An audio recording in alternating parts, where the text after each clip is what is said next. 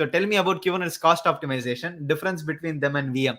நல்ல கேள்வி. இப்போ கிளவுட் பேஸ்ட் Kubernetes மாதிரி நீங்க போனீங்கன்னா உங்களுக்கு வந்து கண்டிப்பா கண்ட்ரோல் பிளேனுக்கு ஒரு $75 உங்களோட ஒர்க்கர் நோட்ஸோட ரெஸ்பெக்டிவ் இன்ஸ்டன்ஸ் டைப்புக்கு பேஸ் பண்ணி காஸ்டிங் ஆஸ்பெக்ட் இருக்கு, டேட்டா டிரான்ஸ்ஃபர் காஸ்ட் இருக்கு, ஸ்டோரேஜ் காஸ்ட் இருக்கு. ஓகேங்களா? ஸோ இதுல வந்து காஸ்ட் ஆப்டிமைசேஷன் அப்படின்னு நீங்க கேட்டீங்கன்னா KubeCost, KUBECOST, KubeCostன்னு சொல்லிட்டு ஒரு ஓப்பன் சோர்ஸ் ப்ராஜெக்ட் இருக்கு. அது ஒரு ஆர்கனைசேஷன், ஒரு என்டிட்டி அது. ஓகேங்களா? ஸோ அந்த KubeCost வந்து கிட்டத்தட்ட ஐ திங்க் ரீஇன்வென்ட்ல வந்து இன்ட்ரடியூஸ் பண்ணாங்க அதை. ஓகேங்களா? ஸோ ரீஇன்வென்ட்ல I think one of the KubeCostோட பிரின்சிபல் யாரோ ஒருத்தவங்க அவங்க வந்து அதை இன்ட்ரடியூஸ் பண்ணியிருந்தாங்க. இந்த மாதிரி ஒரு ப்ராஜெக்ட் நாங்கள் வச்சிருக்கோம் அப்படின்னு.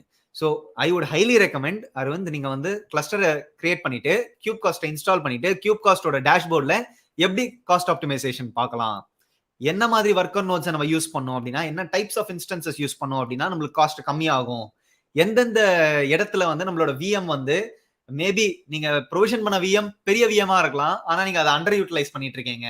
அந்த மாதிரி நிறைய different use cases and aspects எல்லாமே KubeCost ரொம்ப பியூட்டிஃபுல்லா உங்களுக்கு ஆன்சர் கொடுக்கும். ஓகேங்களா? அதையும் நீங்க எடுத்து பாருங்க, நீங்களே ட்ரை பண்ணி பாருங்க. ஓகேங்களா? பட் தரமான கேள்வி, ஐ லைக் இட். ஸோ இதே தான் உங்களுக்கு எல்லா கிளவுட் பேஸ்ட் பிளாட்ஃபார்ம்ஸ்லயும். இது தவிர்த்து நீங்க வெறும் VM வச்சு உங்களோட ஆன் பிரம்லயே நீங்க பண்றீங்கன்னா அஃப்கோர்ஸ் டேட்டா சென்டர் காஸ்டிங் இருக்கு.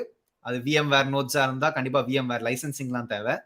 அது தவிர்த்து வந்து நீங்க கிளவுட்லயே நீங்க வெறும் VMல நீங்க கிளஸ்டர் கிரியேட் பண்றீங்க அப்படின்னா கண்டிப்பா வந்து உங்களுக்கு தட் இஸ் அந்த கிளவுட் பேஸ்டு Kubernetesோட கண்ட்ரோல் பிளேன் காஸ்ட் இருக்கும். அது தவிர்த்து ஒர்க்கர் நோட்ஸ் காஸ்ட் இருக்கும், data transfer and storage cost இருக்கும். அதுக்கு நீங்க பிரைசிங் கால்குலேட்டரே அடிச்சு நீங்க காஸ்டிங் பார்த்துடலாம். ஓகேங்களா? சூப்பர்.